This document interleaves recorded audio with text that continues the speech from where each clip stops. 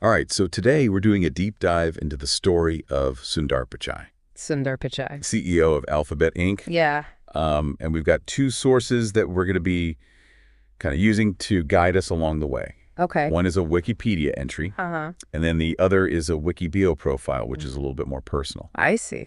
And so kind of the mission of this deep dive is to go from like his very humble beginnings Yeah. to, the CEO of one of the biggest companies on earth, this global giant. It's always interesting to see how these two sources play off each other. Yeah. One's the official record and the other one has all the human interest. Yeah, exactly. Right. So let's start at the beginning, right? Right. So Sundar Pichai was born Pichai Sundarajan Oh, wow. on June 10th, 1972 in Madurai, Tamil Nadu, India. Okay.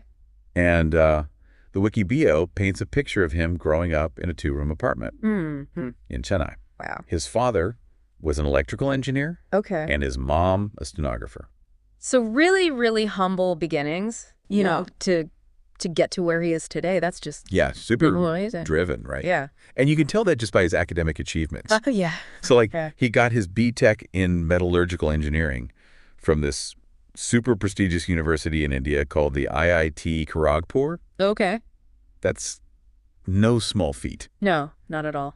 And then So you can see the foundation for the technical side being laid right there. Yeah. Uh-huh. And then from there he goes to Stanford, Stanford. gets a master's of science in material science and engineering. Wow. Okay. But he wasn't done yet. Oh, no. He then went on to get an MBA from the Wharton School of the University of Pennsylvania, That's impressive. where he was both a Siebel Scholar and a Palmer Scholar. Yeah, those are not handed out to just anyone. Right. Like, that really shows Yeah. that he had the intelligence and Yeah. the leadership skills. Yeah, early on, he had this really amazing mix of like technical ability and business acumen. Yeah, and you can really see that play out in his career. You Yeah. know, like he starts out at Applied Materials, Yeah. putting all that engineering background to work. Uh-huh. Then he pivots to McKinsey and Company. That's wild, right? Totally different. Yeah, like most people would kill for a career in either one of those fields, and he did both. It's like he was building this very diverse skill set, almost in preparation for something bigger. Yeah. And then, 2004, he lands at Google. Google? And this is like almost poetic, right? Oh, yeah. He joined on the same day that Gmail launched. No way. It's like it was meant to be. It's like he was destined to be a part of that story Oh, right from the beginning. So the wiki bio mentions this really cool thing. Okay. So like before joining Google, he was actually working on his PhD at Stanford. Oh, wow. And he had a job offer from McKinsey. Okay. And he turned them both down for Google. What was it about Google that had this pull on him, even back then? I know, it makes you wonder, right? Yeah, was it the potential of the company? Maybe he saw that, or maybe it was the culture. Like, what was it about Google? I know, but it was obviously a good bet. Yeah. Right? Because once he got to Google, Yeah. he rose through the ranks very quickly. Okay. So he led product management and innovation for a bunch of, like, Google's biggest hits. Like Chrome OS, Google Drive. It's amazing. These are products that billions of people use every day. Yeah. Yeah, like he's had this massive impact on how we use the internet. Totally. It's like Right. he's the mastermind behind, like, some of the most seamless, user-friendly tech. Right. Like, we take it for granted. Right. And it wasn't just, like, developing new products, Oh, okay. but he also oversaw the growth of Gmail, Google Maps, of Oh, all these uh-huh. existing products that we use. He was right in the middle of it, during a period of explosive growth Yeah. for Google. And then the wiki bio mentions this other cool moment. Okay. So in 2010, he announced the open sourcing of the VP8 video codec. Now, for people who aren't super techie, a video codec is basically a way to compress and decompress digital video. Right. And open sourcing it means making the technology freely available for anybody to use or improve.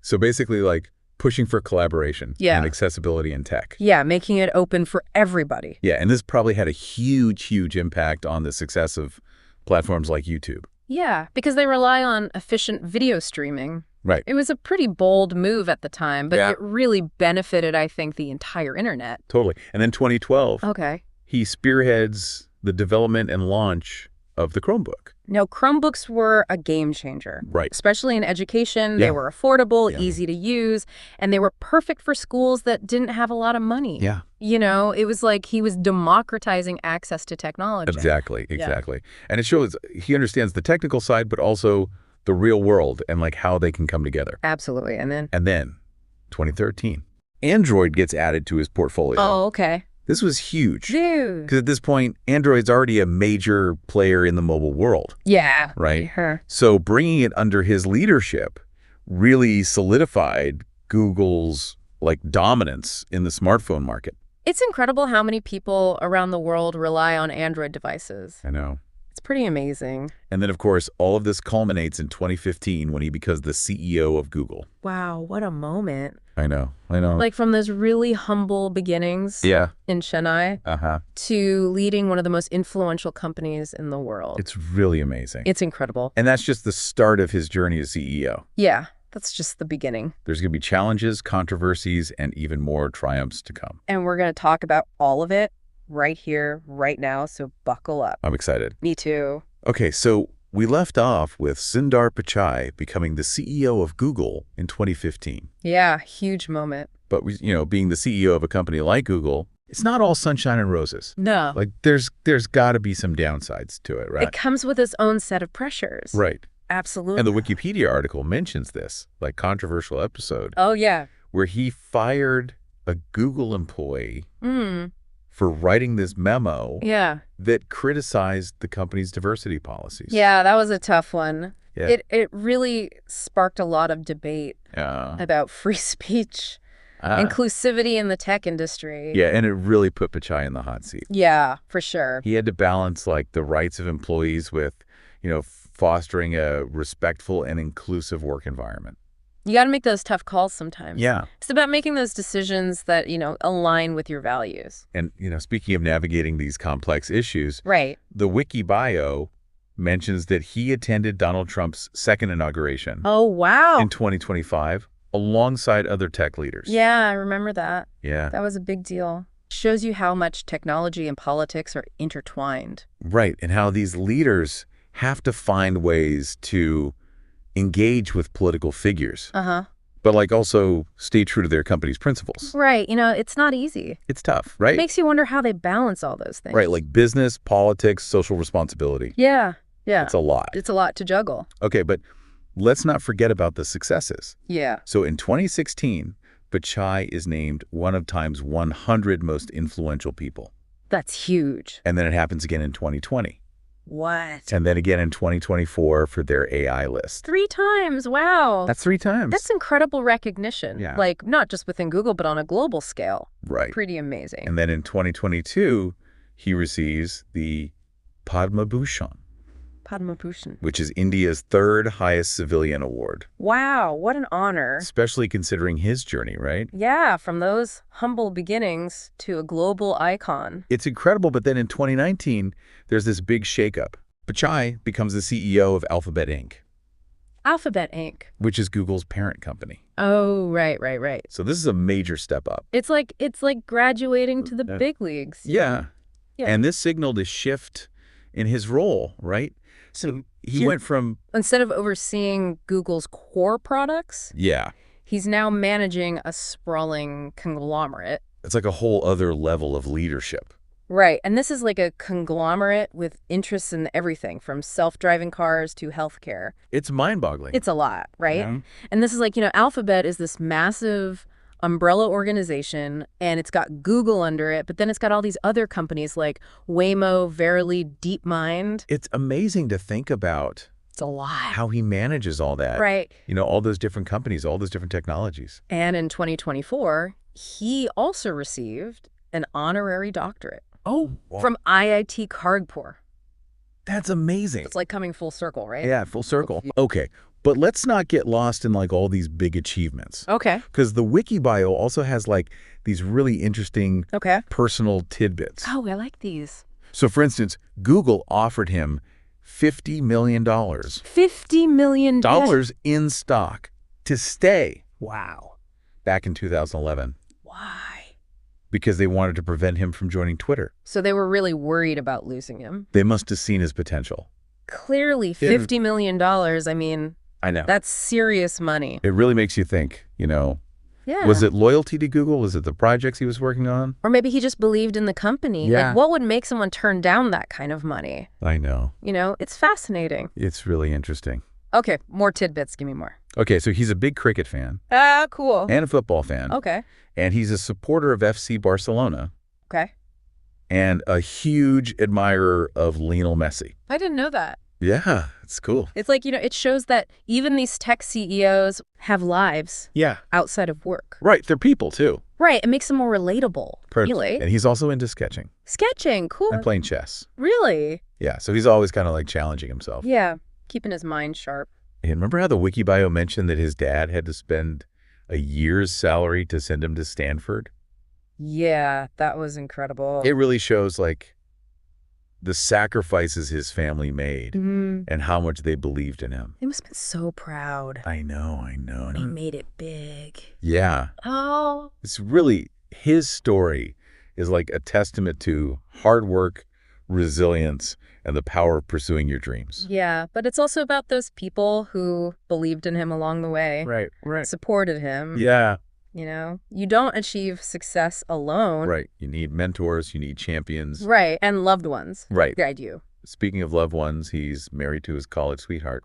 Oh, and jolly. On Jolly Cute. Since their days at IIT Kharagpur. Wow, they've been together through it all. I know. That's amazing. And they have 2 children together, Kieran and Kavya. Wow, a family man and a CEO. I know. It's like, even with all this pressure of leading this global company, he still has a family life. It's nice to see, that human side of him. Right. It's like a reminder that he's not just a CEO. Yeah. He's also a husband, a father, a person. Absolutely. And I think that's what makes his story so fascinating. It's inspiring. Right. It's like we're all these multifaceted individuals. Yeah. Even the ones who do these extraordinary things. Yeah, and it's about balancing that ambition with your personal life. Right. Finding that balance. So we've covered a lot, right? Yeah, we have. We've talked about the triumphs, the controversies. We've even gotten some personal glimpses into his life. It's been a great deep dive so far. But I think there's one question that's still lingering. What's that? What can we learn from this? Yeah. What can we, the everyday people, what can we learn from Sundar Pichai's journey? That's a great question, and it's one that we're going to explore as we wrap up this deep dive. Into the world of Sundar Pichai. Okay, let's do it. All right, so welcome back to the deep dive. Deep dive. We've been talking all about Sundar Pichai. Yeah, his story's pretty incredible. I know, right?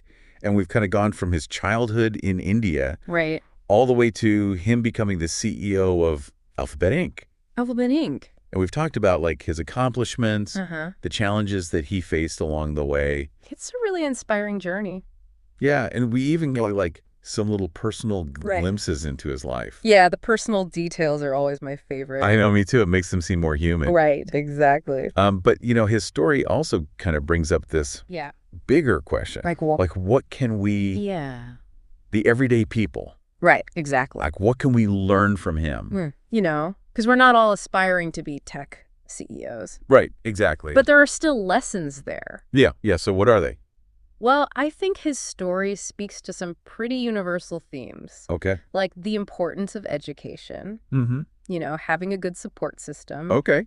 And just having the courage to go after what you want. Okay, I like it. So let's break it down. Okay, let's do it. So first, education. Right.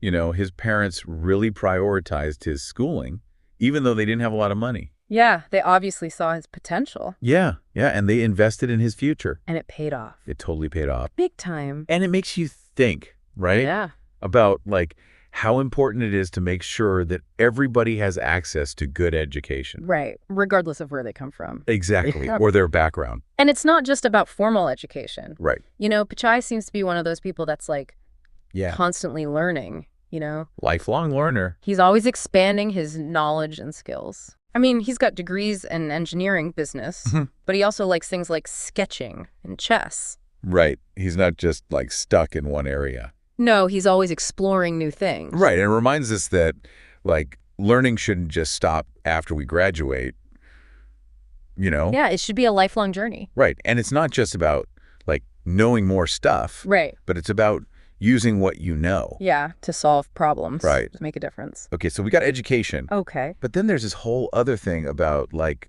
family support. Oh, yeah, that's huge.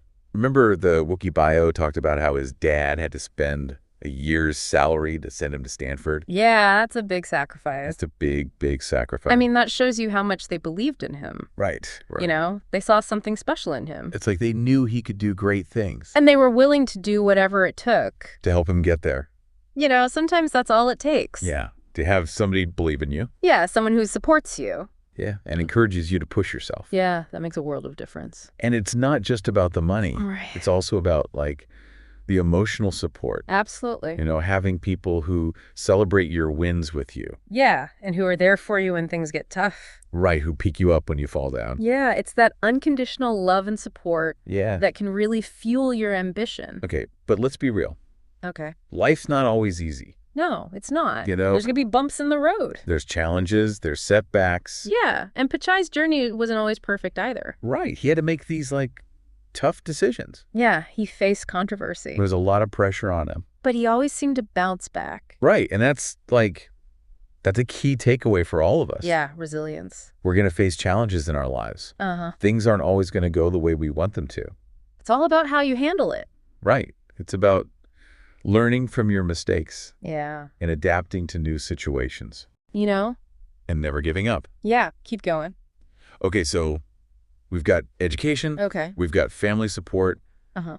But then there's this whole other thing about, like, What's that? passion. Passion. Oh, yeah. Like, you can tell that Pichai is passionate About technology. about technology. About making a difference. He's not just, like, going through the motions. Yeah, he's driven. Right. He really wants to create something meaningful. He wants to leave his mark. And I think that's the biggest takeaway from all of this. Okay. It's not about becoming a CEO. Right. Or making a ton of money. Yeah. It's about finding something that you're passionate about. Something that you love. Something that you truly believe in. Uh-huh. And going after it with everything you've got. It's about that fire in your belly. Right. That drive to make things happen. And I think, like, on that note, Okay.